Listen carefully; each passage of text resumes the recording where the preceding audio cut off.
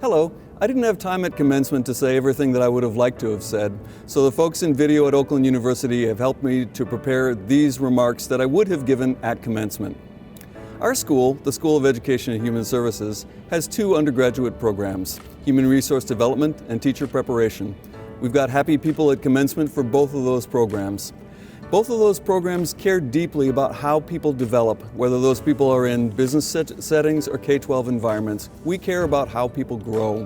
When I started writing today's remarks, I had to go back 2 years to the last time I was able to deliver a commencement speech. There's something sad about that, about the fact that it's been 2 years since we've been able to have a live commencement.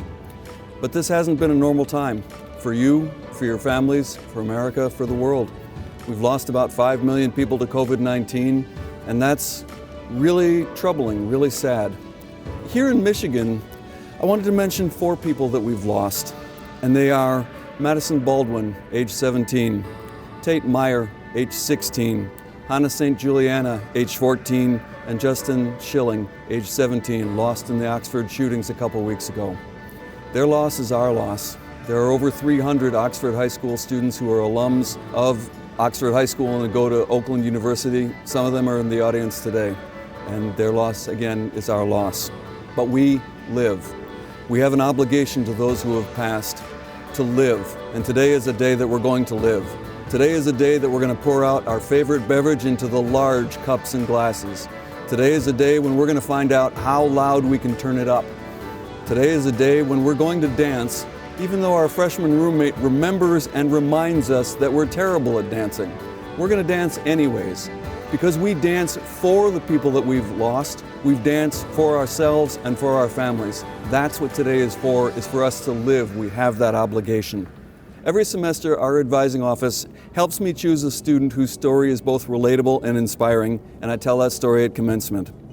Every semester, I get to meet a student who has those great stories, and they're the best of Oakland University. I look forward to it every year. It's one of my favorite parts of my job.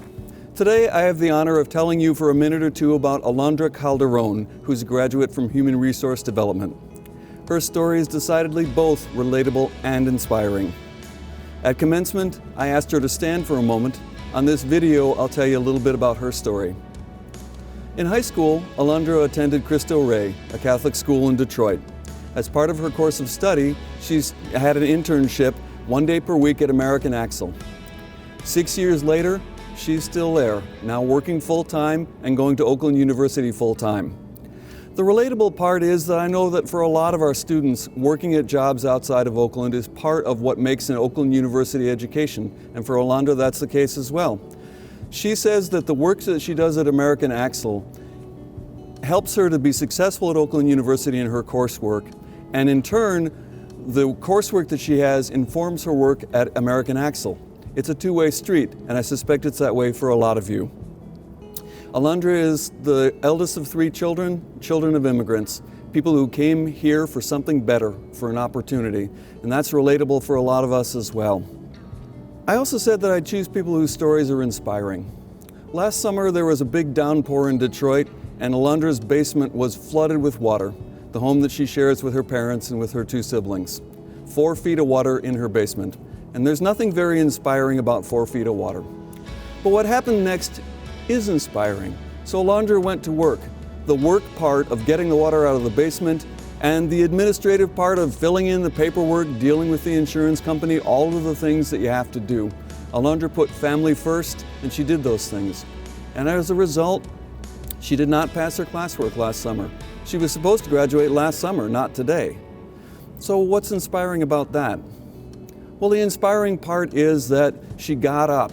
She did what needed to be done. She came back this fall and she passed her coursework with flying colors, and today she's graduating with academic honors.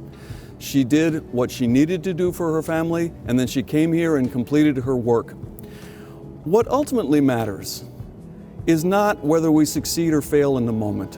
What ultimately matters is that we're willing to stand up, to dust off, sometimes literally, and to move forward and ultimately succeed. And that's what Alondra did, and that's the thing that I wanted to leave you with today. I know that for all of you, success doesn't come easy, and success sometimes comes after failure. And we need to call these things what they are. But ultimately, we need to keep trying, to keep moving. That's what she's done.